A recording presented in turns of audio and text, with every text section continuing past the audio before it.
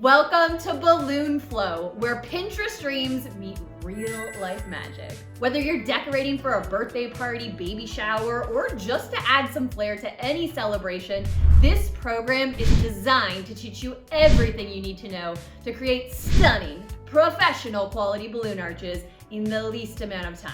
By the time you're done, you'll have a beautiful balloon masterpiece that's so Insta-worthy, your guests won't believe that you made it yourself. The confidence to pull off something that most people wouldn't even try. And a new creative skill you can use for future events, big or small, and heck, maybe even one you could charge for. I've broken everything into 3 easy-to-follow modules designed to be beginner-friendly and fun, even if you've never picked up a balloon pump before. In Module 1, the supplies you need before you build will cover everything you need to know and do before buying balloons. By the end of this module, you'll have decided on your theme, your color palette, and the exact design you plan to create, and have a clear plan for buying only the balloons and supplies you really need.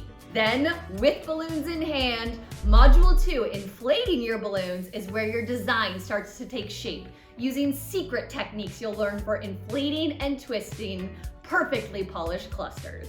What's a cluster, you ask? Think of them like Lego building blocks of balloon decor that stack together to create our larger-than-life designs.